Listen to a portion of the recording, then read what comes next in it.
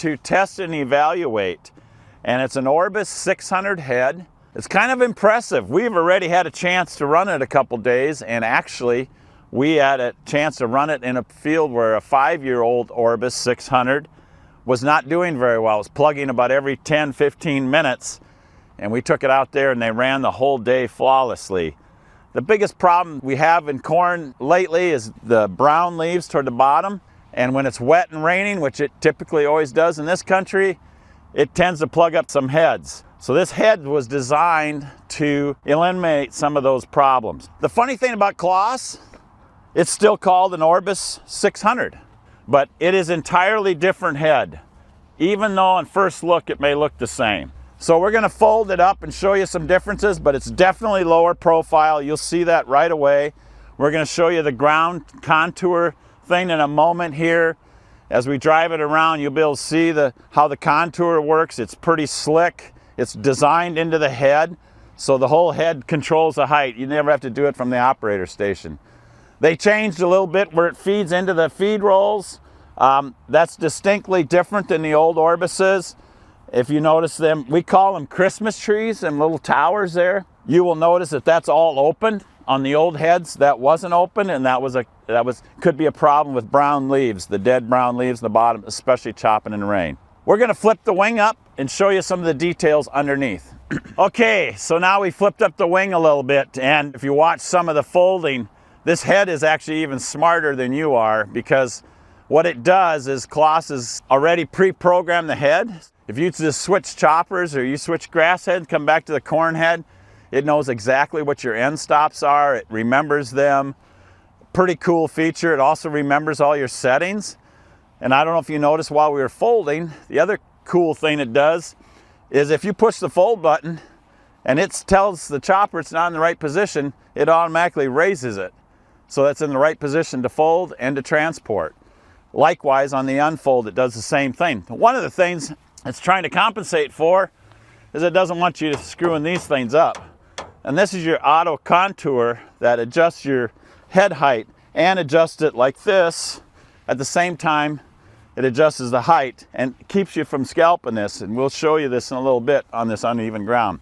The biggest changes they made to get it low profile is this modular design.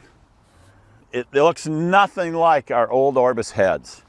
So how did they do that? How did they get that so they could get this thing so low profile, which helps in down crops? Well, they did that by concaving this cutting disc. So that's the biggest change. The slip clutch in here is still really easy to change. You can do it taking out 4 bolts. A salesman like myself could take that in and out. That's been updated. It's a newer style again. Okay, we're going to give you a quick demonstration. The coupler is different. The clutch is different. There's one of these for every drum, so there's 4 of them on this machine. Back in the old days, we had to take half the head apart to get at these clutches. Today, the old Orbises, you had to take some bolts out. This one, you don't even have to do that. Even I can do this one if I don't drop the most important part. So all you do is slide this coupler ahead. There's a button on here, slide it all the way ahead. Keep this piece in there, and now you're ready to remove the clutch. And that's all you got to do.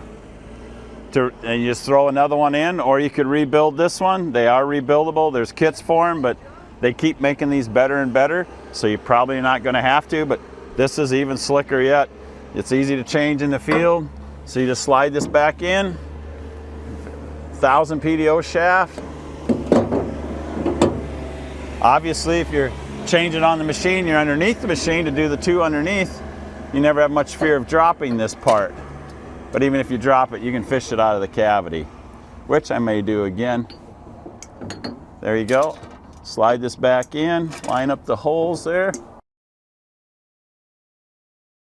You might have to edit some of this. Here we go.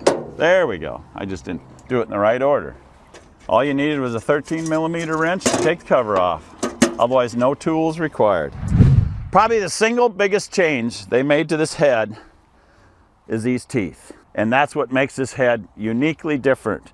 The teeth now are saw blades. When this head came in, I was a little concerned. They were kind of dull. I just thought, wow, I thought they'd be a little sharper. Ironically, after we ran it a day, we've already got 15 hours on this head. These things are sharp and they do the job.